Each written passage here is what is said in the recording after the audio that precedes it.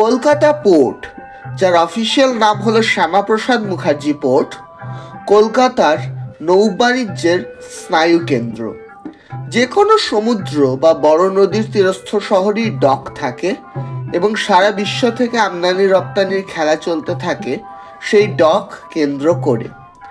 1870 সালে তৈরি হওয়া খিদিরপুর ডক সেরকমই একটি ডক, এবং বিশাল হারবারটিতে সারা বিশ্বের জাহাজ ও নৌকো এসে মিলিত হয়। বর্তমানে এই বন্দরটির দায়িত্বে আছেন কলকাতা পোর্ট ট্রাস্ট বা KOPT, এবং ডক ও আশেপাশের ঘাট ও বন্দরগুলির দেখভাল এখন এর উপরেই ন্যস্ত।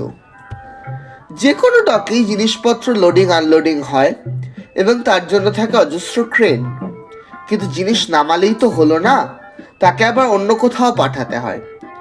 এই পাঠানোর কাজের জন্য বেশিরভাগ ডকেই থাকে রেলওয়ে লাইন। যেমন এখানে আমরা দেখছি ব্রিস্টল হারবার রেলওয়ের ছবি ইংল্যান্ডে।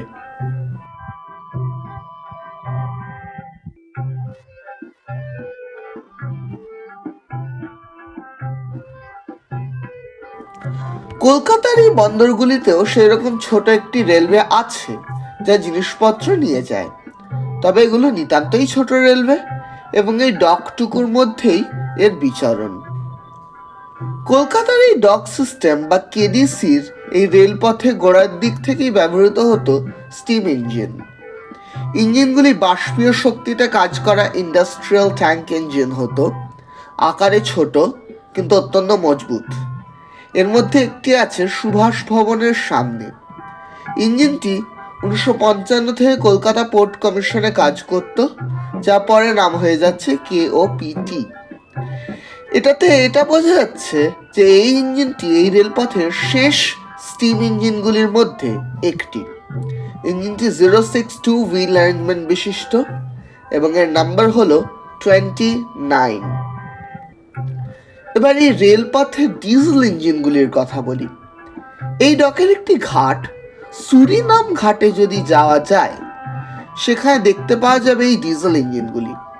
এগুলি ছোট ডিজেল ইলেকট্রিকে চলা ইঞ্জিন, যাদের নির্মাণ করেছিল ভারত হেভি ইলেকট্রিক্যাল লিমিটেড বা ভেল।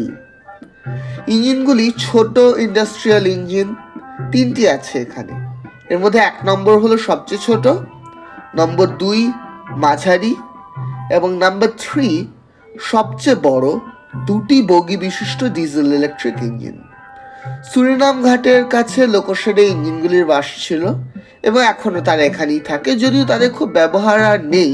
তার কারণ হলো 1960-এর দশক থেকে যে হেভি কন্টেইনার্স রেল লাইনে চালানো শুরু হয়, তা টেনে নিয়ে যাওয়ার শক্তি এই ইঞ্জিনগুলির ছিল না।